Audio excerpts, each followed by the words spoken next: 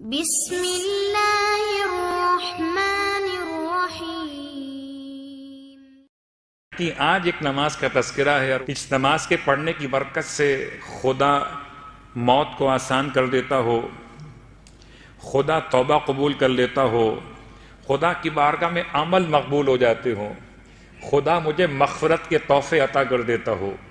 جس نماز کی برکت سے خدا میرے اور میرے اہل و عیال کو مبارکباد پیش کرتا ہو، وہ کون سا ایسا عمل یا ایسی نماز ہو سکتی ہے کہ جس کی برکت سے خدا روز قیامت میرے دشمن کو بھی مجھ سے راضی کر دے؟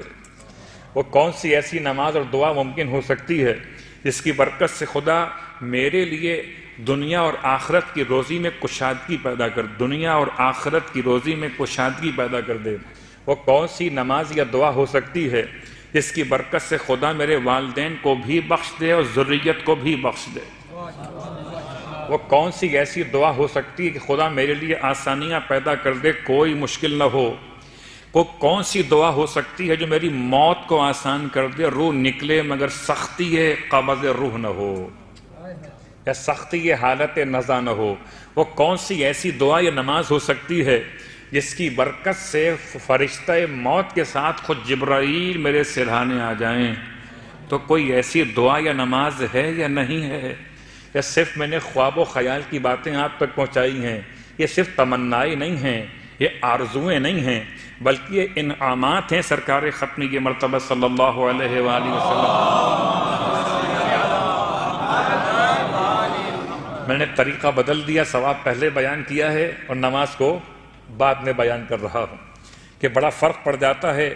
جیسے مارکیٹنگ ہوتی ہے، دوا بعد میں دکھاتے ہیں، دوا کے فائدے پہلے بتاتے ہیں۔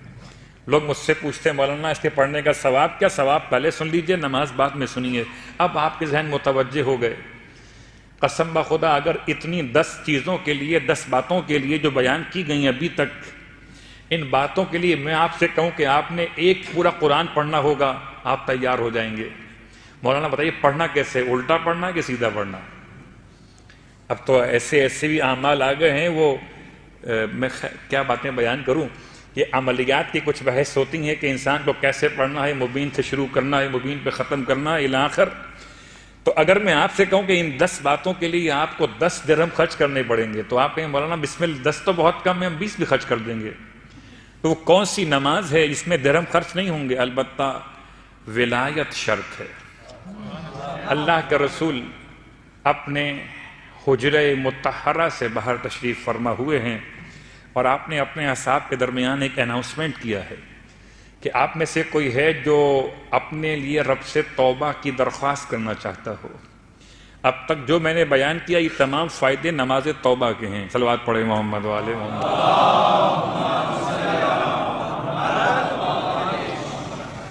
بہت ڈیپ میں جانے کے لیے تو پھر الگ الگ بحث کرنی پڑتی ہے۔ نماز عفو، تو یہ عفو کیا ہے؟ معافی۔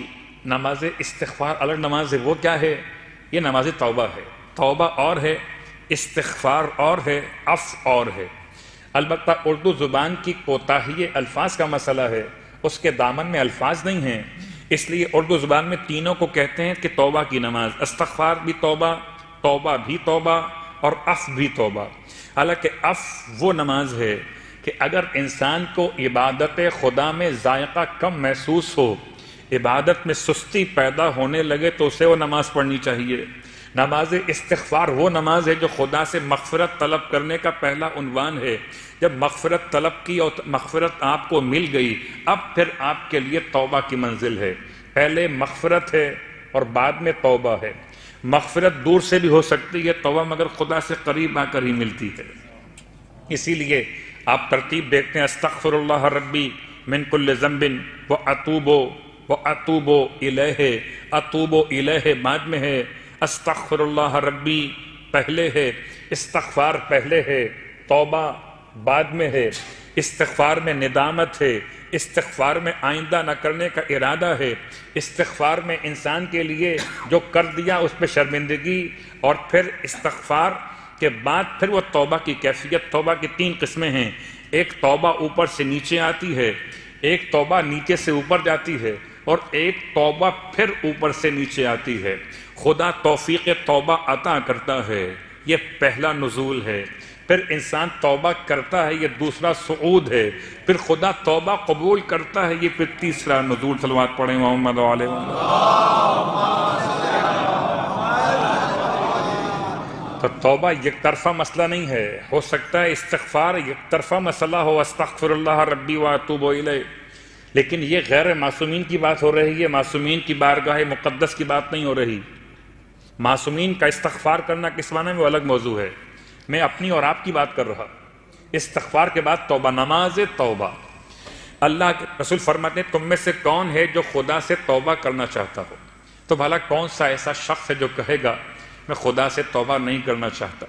نماز توبہ اللہ کے رسول نے بیان کی غسل توبہ کے ساتھ، گرچہ الفاظ روایت میں غسل لکھا ہوا ہے لیکن بات سمجھ میں جو قرائن سے آتی ہے توبہ۔ ویسے بھی جب بھی کبھی آپ غسل جمعہ کیجئے، غسل عیدین کیجئے، غسل شب ہائے قدر کیجئے، یا دیگر اغسال یعنی کہ غسل جو مستحب یا واجب ہوتے ہیں ان کو انجام دیجئے۔ طریقہ آپ کو معلوم ہے، سر اور گردن کا دھونا، بدن کے دائیں حصے کا ایک مرتبہ اور بائیں حصے کا ایک مرتبہ دھونا، یہ مکمل دھونا یہ کہلاتا ہے غسل ترتیبی۔ آپ اس طرح جب غسل کو مکمل کرتے ہیں تو پھر نیت کبھی کرتے ہیں جمعے کی، کبھی عیدین کی، کبھی اور مناسبتوں کے اعتبار سے واجب ہو یا غیر واجب، اس میں نیت ایڈ کر لیجئے ہمیشہ کے لیے۔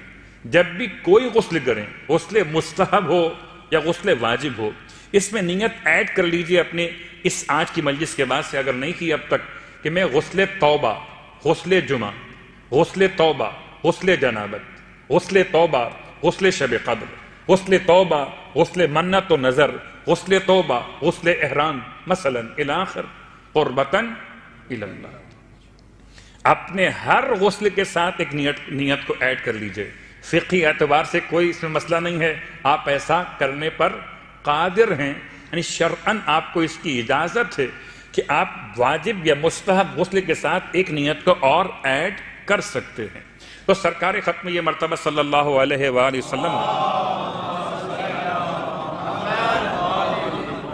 جو نماز بیان فرمائی، نماز توبہ، اس سے پہلے آپ نے غسل بیان کیا، غسل توبہ۔ ویسے بھی انسان کو چاہیے جب توبہ کرنے کے لیے آمادہ ہو جائے تو پہلے اپنے آپ کو پاک اور پاکیزہ کر لے۔ غسل کے بعد آپ فرماتے ہیں وضو بھی کرو۔ اس کا مطلب یہ روایت اس غسل کے بارے میں ہے جہاں غسل کفایت نہیں کر رہا وضو کی، یا کبھی کبھی ایسا ہو سکتا ہے کہ روایت کا جو مطمع نگاہ ہو یہ ہو کہ طہارت کاملہ منعقد کی جائے، تو غسل بھی کیا جائے اور وضو بھی کر لیا جائے۔ تو دونوں باتیں آپ نے بیان فرمائی، غسل کرو پھر وضو کرو، پھر 2 رکعت کر کے 4 رکعت نماز توبہ کی نیت سے قربتاً الی اللہ پڑھو۔ ہو سکتا ہے کہ کوئی یہاں سوال ذہن میں آئے، کیا میں اپنے والدین کی طرف سے پڑھ سکتا ہوں، اپنے بھائی بہن عزیز قریب اہلیہ بچوں کی طرف سے پڑھ سکتا ہوں؟ جواب، توبہ کا مسئلہ ویسے تو اپنا اپنا ہے، میری توبہ آپ کے کام نہیں آئے گی اور آپ کی توبہ میرے کام نہیں آئے گی، اس لیے کہ آپ کے معاملات خدا سے الگ ہیں، میں لفظ گناہ استعمال نہیں کر رہا، میرے معاملات اللہ سے الگ ہیں، لیکن پھر بھی اگر کوئی تمام کی طرف سے پڑھنا چاہے تو شرعاً گنجائش ہے۔ 2 رکعت نماز پھر 2 رکعت نماز۔ طریقہ، سورہ الحمد کے بعد 3 مرتبہ سورہ اخلاص اور ایک مرتبہ سورہ فلق اور سورہ ناس، 3 مرتبہ سورہ اخلاص اور 1 مرتبہ سورہ فلق، 1 مرتبہ سورہ ناس۔ یہ 4 رکعت نماز میں طریقہ بالکل سیم رہے گا، 2 رکعت کر کے نماز مکمل، نماز توبہ قربتاً الی اللہ۔ نماز کو مکمل کرنے کے بعد 70 مرتبہ استغفر اللہ ربی واتوب الیہ، استغفر اللہ ربی واتوب الیہ، استغفر اللہ ربی واتوب الیہ، اور اس کے بعد 1 مرتبہ ما شاء اللہ لا قوۃ الا باللہ العلی العظیم کے بعد 1 مرتبہ یا عزیز و یا غفار اغفر لی ذنوبی وذنوب جمیع المؤمنین والمؤمنات انہ لا یغفر الذنوب الا انت یا الا انت، آپ پورا پڑھ لیجئے۔ یہ جملہ 1 مرتبہ ادا کرنا ہے۔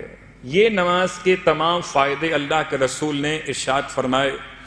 ذی قعدہ کا اتوار کا دن تھا جب اللہ کے رسول نے نماز کو بیان کیا تو اصحاب نے پوچھا یا رسول اللہ کیا ذی قعدہ کے اتوار کے علاوہ بھی اس نماز کو پڑھ سکتے ہیں؟ آپ نے فرمایا جب بھی پڑھنا چاہو ثواب اتنا ہی ملے گا۔